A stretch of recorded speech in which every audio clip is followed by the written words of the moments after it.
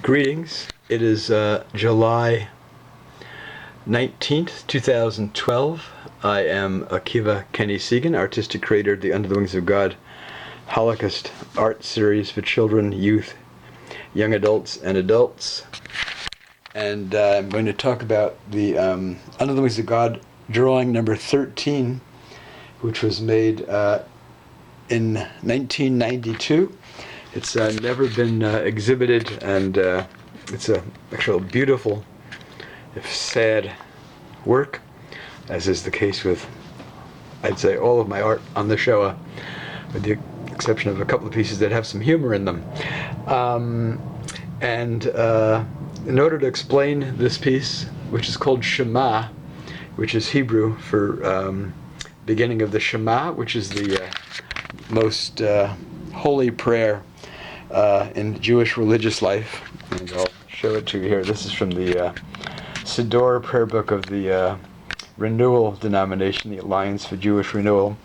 It reads from right to left: Shema Yisrael, Adonai Eloheinu, Adonai Echad. And this is sung, chanted: Shema Yisrael, Adonai Eloheinu, Adonai Echad. Hear, O Israel, the Lord our God, the Lord is one. And it's commonly said that before death, or before a Jewish person is being about to be executed, one would say the Shema. And this certainly would have happened numerous times during the Shoah, the Hebrew word for the Holocaust. And in order to explain the piece, I have to backtrack to the beginning of the series. November, December 1992, I had taken a book out of the public library again, which I had taken out a couple years before. 45th anniversary of the Warsaw Ghetto uprising was published by Interpress in Poland in 1988, and I was mesmerized by these black and white photographs and did a drawing of this particular photo here of the what I call the Murinov Street trolley in the Warsaw Ghetto. Here's the drawing is framed and packed, so I'm not going to pull it out, but this is a black and white photo I did of the drawing. And with Wings, which I drew on two different visits to the Burke Museum of Natural History at the University of Washington in Seattle in late 91. And then by early 92, when I did the second drawing, the series was then born. And I had been looking for books about art and the Holocaust when I began the second drawing, called Man with Tattered Coat, also from a Warsaw Ghetto photo. And at Seattle Public Library, I came across this children's book called My Brother's Keeper, The Holocaust Through the Eyes of an Artist. It was 5 paintings, incredibly detailed and fabulously painted paintings by a now deceased Holocaust survivor named Israel Bernbaum. And I read the text of the book. The book was published by Putnam in New York in 1985, and it won the German People's Award for Young People's Literature in 1990. And at the library then, some things were definitely pre-computer, because they still had old, like, city phone books in, like, hard copy at the Seattle Public Library main building downtown Seattle, and I found the New York phone books and the Queens phone book. I grew up in Queens myself, and having read that he lived in Queens, I found him in the phone book. Lived in Forest Hills at the time, and I wrote him. We exchanged, I don't know, I think I have 3 or 4 cards, letters from him from 1992. We spoke on the phone once, and then he died at the end of 92. So actually the drawing was done it would have been done in early 93. Probably, I think I did it around March or April that year. I remember a minister friend of mine named Brooke Rolston came to visit, who I had met the previous spring at the Hillel Foundation at the University of Washington, Seattle, when Art Spiegelman was supposed to have spoken, the author of the Mouse books. And Spiegelman was ill, unable to make it. This fellow Brooke and I struck up a friendship, and over the years he's come over to see new works when I've done them from time to time. now going on over 20 years.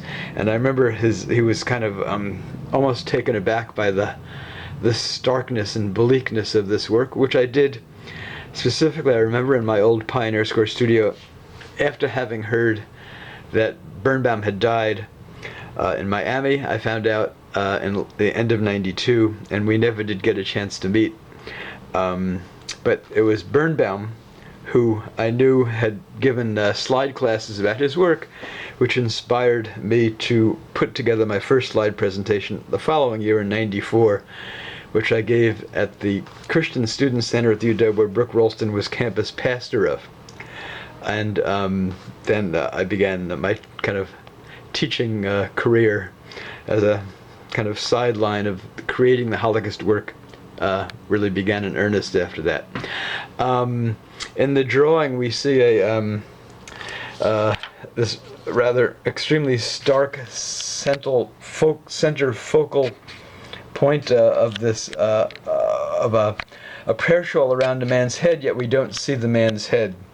That's around it. It's pen and ink, like black India ink. We have two Sabbath candlestick holders at the bottom foreground with no candlesticks in them. And then there's this with kind of reddish brown sepia ink and drawing colored pencils and some ink. I've done these kind of like tree-like forms, which I'll show you where they came from in a minute. So the photograph of the man was from a secret or hidden synagogue in the Warsaw Ghetto. Synagogues were forbidden under the Nazi administration. The ghetto itself was a concentration and death camp.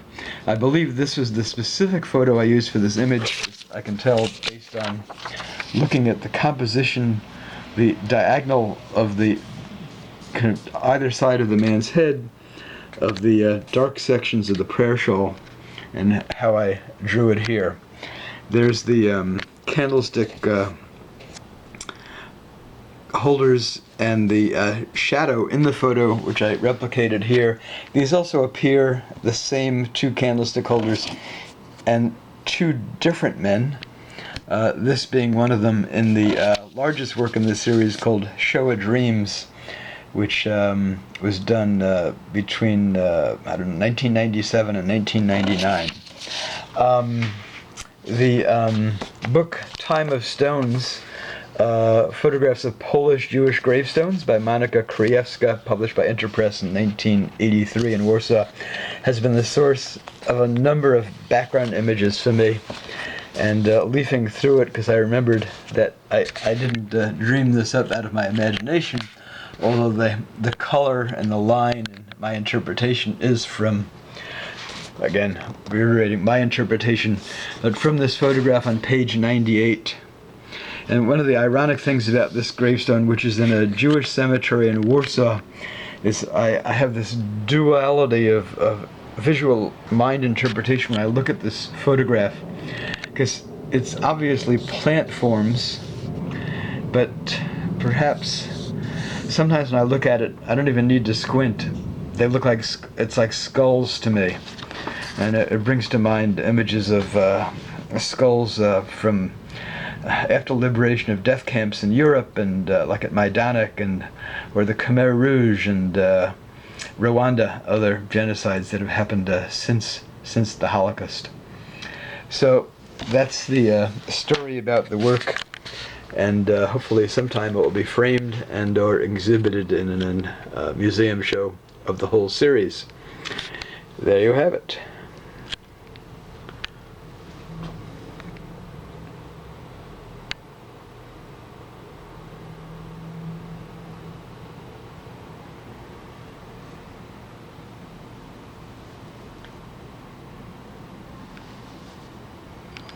The drawing, in terms of the ink, by the way, is dots, like pointillist style. I use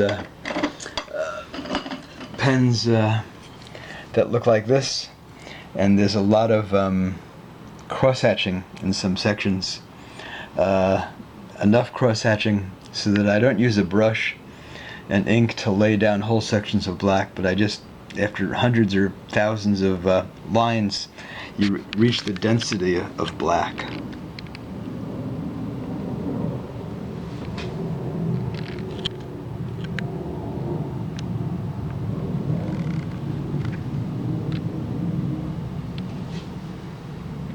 Israel Bernbaum's paintings, by the way, are in the collection of the Holocaust Resource Center at the Jewish Community Center in Clifton, Passaic, New Jersey. And I believe that visitors can arrange to view them. They're extremely remarkable and beautiful and powerful paintings.